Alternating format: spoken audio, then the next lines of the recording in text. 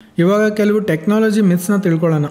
ನೀವೊಂದು ಒಳ್ಳೆ LED TV ತೊಗೊಂಡಾಗ ಒಂದು ಎಕ್ಸ್ಪೆನ್ಸಿವ್ HDMI ಕೇಬಲ್ ತೊಗೊಳ್ಳೋಣ ಅಂತ ಅಂದ್ಕೊಳ್ತೀರಿ.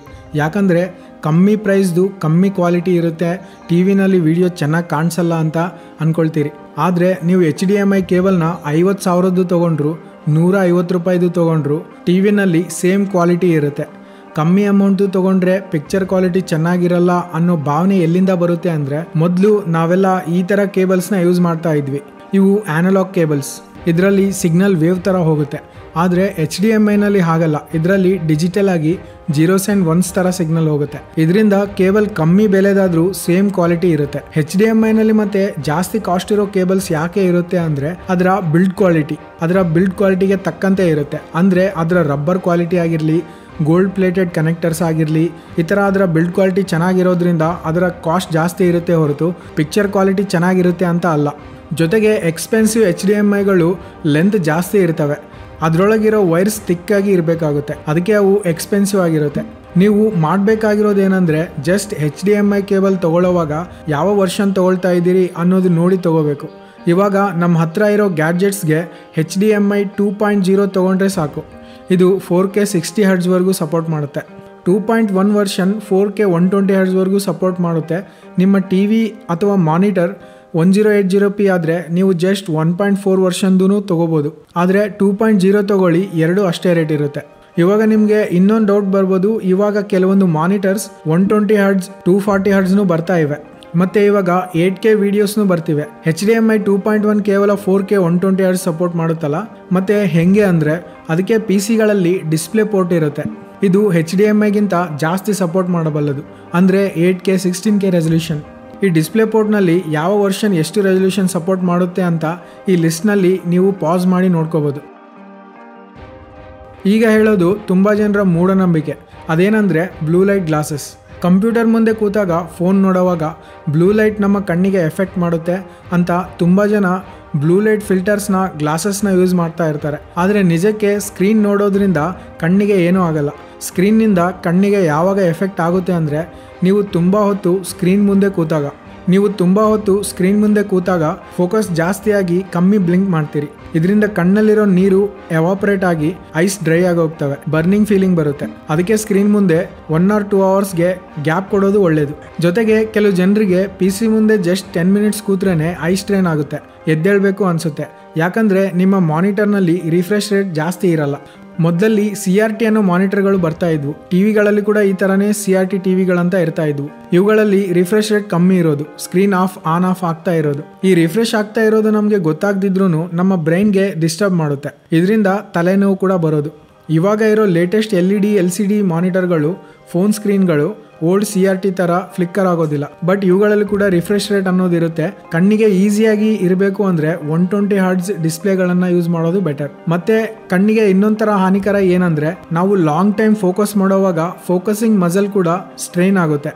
ಮತ್ತು ದಿನವಿಡೀ ಓನ್ಲಿ ಹತ್ತಿರದ ವಸ್ತುಗಳನ್ನು ನೋಡೋದ್ರಿಂದ ಕೂಡ ದೂರದೃಷ್ಟಿ ಕೆಟ್ಟೋಗೋ ಚಾನ್ಸ್ ಇರುತ್ತೆ. ಅದಕ್ಕೆ ಸ್ಕ್ರೀನ್ನ ದಿನವಿಡೀ ಯೂಸ್ ಮಾಡೋ ವರ್ಕ್ ಇರೋರು ಸ್ವಲ್ಪ ಹೊತ್ತಾದ್ಮೇಲೆ ಸ್ವಲ್ಪ ದೂರದ ವಸ್ತುವನ್ನು ನೋಡಬೇಕು. ಅಂದರೆ 20 minutes ವರ್ಕ್ ಮಾಡಿದರೆ ಒಂದು 20 seconds ದೂರದ ವಸ್ತುವನ್ನು ನೋಡೋದು ಬೆಟರ್. ಅತಿಯಾಗಿ ಓದೋ ಮಕ್ಕಳಿಗೆ ಕನ್ನಡಕ ಯಾಕೆ ಬರುತ್ತೆ ಅಂದರೆ ಇದೇ ಕಾರಣದಿಂದ. ಯಾಕಂದರೆ ಬೆಳೆಯೋ ಹುಡುಗರಲ್ಲಿ ಕಣ್ಣು ಕೂಡ ಬೆಳೀತಾ ಇರುತ್ತೆ. ನಾವು ಹತ್ತಿರದ ವಸ್ತು ನೋಡುವಾಗ ಸಿಲಿಯರಿ ಅನ್ನೋ ಮಸಲ್ ಲೆನ್ಸ್ನ ಬೆಂಡ್ ಮಾಡಿ ಹತ್ತಿರದ ವಸ್ತು ಕ್ಲಿಯರ್ ಆಗಿ ಕಾಣೋಕೆ ಹೆಲ್ಪ್ ಮಾಡುತ್ತೆ. ಆದರೆ ದಿನವಿಡೀ ಹತ್ತಿರದ ವಸ್ತುವನ್ನೇ ನೋಡ್ತಾ ಇದ್ರೆ ಆ ಮಸಲ್ ಮತ್ತೆ ನಮ್ಮ ಬ್ರೈನ್ ಇವನು ಯಾವುದೋ 1 dimensionನಲ್ಲಿ ಹುಟ್ಬಿಟ್ಟಿದ್ದಾನೆ ಅಂತ ಅಂದ್ಕೊಂಡು ಇಲ್ಲಿ ದೂರದ ವಸ್ತುಗಳೇ ಇಲ್ಲ ಅಂತ ಅಂದ್ಕೊಂಡು ಪರ್ಮನೆಂಟ್ ಆಗಿ ಅದು ಅಲ್ಲೇ ಲಾಕ್ ಆಗಿಬಿಡುತ್ತೆ. ಸೊ ದೂರದ ವಸ್ತುಗಳು ಸರಿಯಾಗಿ ಕಾಣಿಸೋದಿಲ್ಲ. ಆಮೇಲೆ ಕಣ್ಣಿಗೆ ಕನ್ನಡಕ ಬರುತ್ತೆ. ಅದಕ್ಕೆ ಡಾಕ್ಟರ್ಸ್ ಕೂಡ ಸ್ಕೂಲಲ್ಲಿ ಓದೋ ಮಕ್ಕಳಿಗೆ 2 hours ಔಟ್ಡೋರ್ ಗೇಮ್ಸ್ ಇರಬೇಕು ಅಂತ ರೆಕಮೆಂಡ್ ಮಾಡ್ತಾರೆ. ಜೊತೆಗೆ ರಾತ್ರಿ ಹೊತ್ತು ಕತ್ಲಲ್ಲಿ ಫುಲ್ ಬ್ರೈಟ್ನೆಸ್ನಲ್ಲಿ ಫೋನ್ ನೋಡೋದ್ರಿಂದ ಕೂಡ ಕಣ್ಣಿಗೆ ಡ್ಯಾಮೇಜ್ ಆಗುತ್ತೆ. ರಾತ್ರಿ ಹೊತ್ತು ಡಾರ್ಕ್ ಲೈಟ್ನಲ್ಲಿ ಮೂವಿ ಅಥವಾ ಸಿರೀಸ್ ನೋಡೋದು ನನಗೂ ಇಷ್ಟನೇ. ಬಟ್ ನಾನು ಯಾವಾಗಲೂ ನನ್ನ ಮಾನಿಟರ್ ಅಥವಾ ಫೋನ್ ಬ್ರೈಟ್ನೆಸ್ನ ಕಮ್ಮಿ ಮಾಡ್ಕೊಳ್ತೀನಿ. ಕಮ್ಮಿ ಅಂದರೆ ಆಲ್ಮೋಸ್ಟ್ 0ಗೆ ಇಟ್ಟಿರ್ತೀನಿ. ಜೊತೆಗೆ ಒಂದು ಡಿಮ್ ಆಗಿರೋ ಲೈಟ್ ಬಲ್ಬ್ನ ಕೂಡ ಹಾಕ್ಕೊಂಡಿರ್ತೀನಿ. ಕೇವಲ ಆ ಮಾನಿಟರ್ನಿಂದ ಅಷ್ಟೇ ಲೈಟ್ ಅಲ್ಲದೆ ಅದರ ಸುತ್ತಮುತ್ತ ಕೂಡ ಒಂದು ಲೈಟ್ ಇದ್ದರೆ ಚೆನ್ನಾಗಿರುತ್ತೆ. ಇದರಿಂದ ಕಣ್ಣಿಗೆ ಡ್ಯಾಮೇಜ್ ಕಮ್ಮಿ, ಪ್ಲಸ್ ನಮ್ಮ ಎಂಜಾಯ್ಮೆಂಟ್ ಕೂಡ ಜಾಸ್ತಿ ಇರುತ್ತೆ. ಸೊ ಕಣ್ಣಿಗೆ ಈ ರೀತಿ ಡ್ಯಾಮೇಜ್ ಆಗುತ್ತೆ ಹೊರತು ಜಸ್ಟ್ ಸ್ಕ್ರೀನ್ನ ನೋಡೋದ್ರಿಂದ ಆಗಲ್ಲ. ನಾವು ಯೂಸ್ ಮಾಡೋ ಕಂಪ್ಯೂಟರ್ ಗ್ಲಾಸಸ್ ಜಸ್ಟ್ ಬ್ಲೂ ಲೈಟ್ನ ಕಮ್ಮಿ ಮಾಡುತ್ತೆ ಅಷ್ಟೇ. ಈ ಬ್ಲೂ ಲೈಟ್ನ ನಾವು ಯಾಕೆ ನೋಡಬಾರ್ದು ಅಂದರೆ ಬ್ಲೂ ಲೈಟ್ ಅನ್ನೋದು ನಮ್ಮ ಬ್ರೈನ್ನ ಮ್ಯಾನ್ಪ್ಲೇಟ್ ಮಾಡುತ್ತೆ. ಅದು ಮ್ಯಾನ್ಪ್ಲೇಟ್ ಮಾಡಲ್ಲ, ನಮ್ಮ ಬ್ರೈನೇ ಮ್ಯಾನ್ಪ್ಲೇಟ್ ಆಗುತ್ತೆ. ಅಂದರೆ ನಾವು ಸಾವಿರಾರು ವರ್ಷಗಳಿಂದ ಡೇ ಟೈಮ್ನಲ್ಲಿ ಸ್ಕೈ ಬ್ಲೂ ಕಲರ್ ನೋಡಿ ನಮ್ಮ ಬ್ರೈನ್ ಬ್ಲೂ ಕಲರ್ ನಮ್ಮ ಕಣ್ಣಲ್ಲಿ ಬೀಳ್ತಾ ಇರೋದ್ರಿಂದ ಇನ್ನೂ ಡೇ ಟೈಮ್ ಇದೆ ಅಂದರೆ ಬೆಳಗ್ಗೆ ಹೊತ್ತು ಆಗಿದೆ ಅಂತಾನೆ ಅನ್ಕೊಂಡು ನಮಗೆ ನಿದ್ದೆ ಬರೋಕೆ ಬಿಡಲ್ಲ. ಸೊ ಇದರಿಂದ ನಿದ್ದೆ ಕಮ್ಮಿ ಆಗುತ್ತೆ. ನೈಟ್ ಟೈಮ್ ಸ್ಕ್ರೀನ್ ನೋಡೋ ಹಾಗಿದ್ರೆ ಫೋನ್ನಲ್ಲೇ ವಾರ್ಮ್ ಫಿಲ್ಟರ್ಸ್ ಇರುತ್ತೆ, ಅವು ಕೂಡ ಯೂಸ್ ಆಗುತ್ತೆ. ಅದಕ್ಕೆ ಬ್ಲೂ ಲೈಟ್ ಫಿಲ್ಟರ್ ಕನ್ನಡಕಗಳೇ ಬೇಕಾಗಿಲ್ಲ. ಸೊ ಬ್ಲೂ ಲೈಟ್ ಕನ್ನಡಕಗಳನ್ನ ಹಾಕ್ಕೊಂಡು ನಿಮ್ಮ ಎಕ್ಸ್ಪೀರಿಯನ್ಸ್ನ ಹಾಳು ಮಾಡ್ಕೋಬೇಡಿ. ಇದು ಹಾಕ್ಕೊಳ್ಳೋದು ಬಿಡೋದು ನಿಮ್ಮ ಇಷ್ಟ, ಬಟ್ ಇದು ನನ್ನ ಸಜೆಷನ್ ಮಾತ್ರ. ನಾವು ಕೆಲವೊಂದು ಸೀಲಿಂಗ್ ಫ್ಯಾನ್ಗಳಲ್ಲಿ ಫ್ಯಾನ್ನ ರಿವರ್ಸ್ ಆಗಿ ತಿರುಗೋ ಸ್ವಿಚ್ ನೋಡಿರ್ತೀವಿ. ಇದು ತುಂಬಾ ಫ್ಯಾನ್ಗಳಲ್ಲಿ ಇರಲ್ಲ, ಬಟ್ ಕೆಲವೊಂದು ಫ್ಯಾನ್ಗಳಲ್ಲಿ ನೀವು ನೋಡಿರ್ಬೋದು. ಇದು ಒಂದು ಯೂಸ್ಲೆಸ್ ಫ್ಯೂಚರ್ ಅಂತ ಅನ್ಸುತ್ತೆ, ಯಾಕಂದ್ರೆ ಫ್ಯಾನ್ ರಿವರ್ಸ್ ತಿರುಗಿದ್ರೆ ಏನು ಉಪಯೋಗ ಅಂತ ಅನ್ಸುತ್ತೆ. ಆದ್ರೆ ಇದರಿಂದ ಯೂಸಸ್ ಇದೆ. ಯಾರಿಗೆ ಅಂದ್ರೆ ಹೀಟರ್ ಇರೋರಿಗೆ. ತುಂಬಾ ಜನ ಹಿಮಾಲಯ ಪರ್ವತಗಳ ಹತ್ತಿರದಲ್ಲಿ ವಾಸಿಸೋರ್ಗೆ ಅಥವಾ ಕೂಲ್ ಕ್ಲೈಮೇಟ್ ಇರೋ ಏರಿಯಾಗಳಲ್ಲಿ ನಾವಿಲ್ಲಿ ಮನೆ ತಂಪು ಮಾಡ್ಕೊಳ್ಳೋಕ್ಕೆ AC ಹೆಂಗ್ ಹಾಕೊಂತೀವೋ ಕೆಲವು ಜನ ಹೀಟರ್ಸ್ ಹಾಕೊಂಡಿರ್ತಾರೆ. ಸೊ ಆ ರೀತಿ ಹೀಟರ್ ಇರೋರಿಗೆ ಹೀಟರ್ನಿಂದ ಬಂದ ಬಿಸಿ ಗಾಳಿ ಎಲ್ಲ ರೂಫ್ ಹತ್ರ ಹೋಗಿ ಕೂಡುತ್ತೆ. ಯಾಕಂದ್ರೆ ಬಿಸಿ ಗಾಳಿ ತಣ್ಣಗಿರೋ ಗಾಳಿಗಿಂತ ಕಮ್ಮಿ ಡೆನ್ಸ್ ಇರುತ್ತೆ, ಅಂದ್ರೆ ಕಡಿಮೆ ತೂಕ ಇರುತ್ತೆ. ಅದಕ್ಕೆ ಇದು ಮೇಲೋಗಿ ಕೂಡುತ್ತೆ. ತಣ್ಣಗಿರೋ ಗಾಳಿ ಕೆಳಗಡೆ ಇರುತ್ತೆ. ಫ್ಯಾನ್ ನ ರಿವರ್ಸ್ ನಲ್ಲಿ ತಿರುಗಿಸೋದ್ರಿಂದ ಆ ಬಿಸಿ ಗಾಳಿ ಎಲ್ಲ ಕಡೆ ಸರ್ಕ್ಯುಲೇಟ್ ಆಗುತ್ತೆ. ಸೊ ಆವಾಗ ರೂಮ್ ಬೆಚ್ಚಗಾಗುತ್ತೆ. ಚಳಿಗಾಲದಲ್ಲಿ ನಿಮ್ಮ ಮನೆಯಲ್ಲಿ ಹೀಟರ್ ಇಲ್ದಿದ್ರೂ ನೀವು ಕೂಡ ಈ ಟ್ರಿಕ್ನ ಟ್ರೈ ಮಾಡ್ಬೋದು. ಯಾಕಂದ್ರೆ ಮನೆಯಲ್ಲಿ ಅಡಿಗೆ ಮಾಡೋವಾಗ ಬೆಳಗ್ಗೆ ಎಲ್ಲ ಫುಲ್ ಬಿಸಿಲಿದ್ದು ರಾತ್ರಿಯಲ್ಲಿ ಚಳಿ ಆಗೋವಾಗ ಈ ರೀತಿ ಯಾವುದೋ ಒಂದು ರೀತಿ ಬಿಸಿ ಗಾಳಿ ಮೇಲೆ ಇರುತ್ತೆ, ಅದನ್ನು ಕೆಳಗಡೆ ತರಿಸಿದ್ರೆ ಸಾಕು, ರೂಮ್ ಬೆಚ್ಚಗಾಗುತ್ತೆ. ಆದರೆ ಇದು ಅಷ್ಟೊಂದು ಎಫೆಕ್ಟಿವ್ ಆಗಿ ಏನಿರಲ್ಲ. ಇದನ್ನು ಟ್ರೈ ಮಾಡದೇ ಇರೋದು ಕೂಡ ಒಳ್ಳೆಯದೇ. ಕೇವಲ ಇದು ಹೀಟರ್ ಇರೋರಿಗೆ ಮಾತ್ರ ಯೂಸ್ ಆಗುತ್ತೆ. ಆಮೇಲೆ ನಾವು ಬೇಡದೇ ಇರೋ ಐಟಮ್ಸ್ನ ಫೋನಿಂದ ಡಿಲೀಟ್ ಮಾಡ್ತಾ ಇರ್ತೀವಿ, ಆದರೆ ಅದು ಶಾಶ್ವತ ಡಿಲೀಟ್ ಅಲ್ಲ. ನಮ್ಮ ಡೇಟಾ ನಾವು ಡಿಲೀಟ್ ಮಾಡಿದ್ರೂ ಅಲ್ಲೇ ಇರುತ್ತೆ.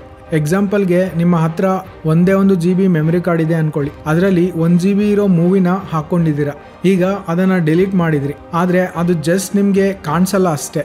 ಆದರೆ ಆ ಮೂವಿಯ ಡೇಟಾ ಎಲ್ಲ ಅಲ್ಲೇ ಇರುತ್ತೆ. ಅದು ಯಾವಾಗ ಹೋಗುತ್ತೆ ಅಂದರೆ ಇನ್ನೊಂದು 1 GB ಇರೋ ಬೇರೆ ಮೂವಿನ ನೀವು ಅಲ್ಲಿ ಹಾಕೊಂಡ್ರೆ ಈ ಮೂವಿ ಡೇಟಾ ಆ ಹಳೆ ಮೂವಿ ಡೇಟಾನ ಎಲ್ಲ ಅಳಿಸಿ ಅಲ್ಲಿ ಕೂಡುತ್ತೆ. ಅಲ್ಲಿವರೆಗೂ ಆ ಹಳೆ ಡೇಟಾ ಅಲ್ಲೇ ಇರುತ್ತೆ. ಅದಕ್ಕೆ ಕೆಲವೊಂದು ಸಾಫ್ಟ್ವೇರ್ಗಳು ನೀವು ಡಿಲೀಟ್ ಮಾಡಿದ ಐಟಮ್ಸ್ನ ಮತ್ತೆ ರಿಕವರ್ ಮಾಡಬಲ್ಲವು. ಆದರೆ ರೀಸೆಂಟ್ ಆಗಿ ಬರ್ತಾ ಇರೋ SSD ಸ್ಟೋರೇಜ್ ಡಿವೈಸ್ಗಳಲ್ಲಿ ಟ್ರಿಮ್ ಅಂತ ಒಂದು ಕಮಾಂಡ್ ಇರುತ್ತೆ. ನೀವು ಡಿಲೀಟ್ ಮಾಡಿದ ತಕ್ಷಣ ಈ ಕಮಾಂಡ್ ಆ ಪ್ಲೇಸ್ನಲ್ಲಿ ಡೇಟಾನ ಎಂಪ್ಟಿ ಮಾಡುತ್ತೆ. ಸೊ SSDಗಳಲ್ಲಿ ಡಿಲೀಟ್ ಮಾಡಿದ ಫೈಲ್ಸ್ನ ರಿಕವರಿ ಮಾಡೋದು ಕಷ್ಟ. ಆದರೆ HDDಗಳಲ್ಲಿ ಡಿಲೀಟ್ ಮಾಡಿದ್ರೂ ಕೂಡ ಹಾಗೇ ಇರುತ್ತೆ. ಬಟ್ ಏನೇ ಆಗಲಿ ಸ್ಟೋರೇಜ್ ಡಿವೈಸ್ಗಳಲ್ಲಿ ನಾವು ಡಿಲೀಟ್ ಮಾಡಿದ್ದೇ ಶಾಶ್ವತವಲ್ಲ. ಅದು ಕಂಪ್ಲೀಟ್ ಆಗಿ ಎರೇಸ್ ಆಗೋಕೆ ಇನ್ನೊಂದು ಫೈಲ್ ಅಲ್ಲೋಗಿ ಕೂಡಬೇಕು ಅಥವಾ ಟ್ರಿಮ್ ಅನ್ನೋ ಕಮಾಂಡ್ ವರ್ಕ್ ಆಗಬೇಕು. ಅದಕ್ಕೆ ಗವರ್ಮೆಂಟ್ಗಳಲ್ಲಿ, ಕಾರ್ಪೊರೇಟ್ ಕಂಪ್ನಿಗಳಲ್ಲಿ ಸೆನ್ಸಿಟಿವ್ ಡೇಟಾ ಇರೋ ಸ್ಟೋರೇಜ್ ಡಿವೈಸ್ ಜೊತೆ ಕೆಲಸ ಮುಗಿದ ಮೇಲೆ ಅದನ್ನು ಜಸ್ಟ್ ಡಿಲೀಟ್ ಮಾಡಿ ಬಿಡಲ್ಲ. ಅದನ್ನು ಕಂಪ್ಲೀಟ್ ಆಗಿ ಸುಟ್ಟು ಹಾಕ್ತಾರೆ, ಇಲ್ಲ ಕ್ರಶ್ ಮಾಡ್ತಾರೆ. ಸೊ ಇಷ್ಟು ಈ ವಿಡಿಯೋ ನಿಮ್ಗೆ ಇಷ್ಟವಾದರೆ ಲೈಕ್ ಮಾಡಿ. ಈ ಚಾನಲ್ಗೆ ನೀವು ಸಬ್ಸ್ಕ್ರೈಬ್ ಆಗದಿದ್ರೆ ಸಬ್ಸ್ಕ್ರೈಬ್ ಆಗಿ. ಈ ಥರ ಇನ್ನೂ ತುಂಬ ಫ್ಯಾಕ್ಟ್ಸ್ ಇವೆ, ಫ್ಯೂಚರಲ್ಲಿ ತುಂಬ ತರ್ತೀನಿ. Thanks for watching.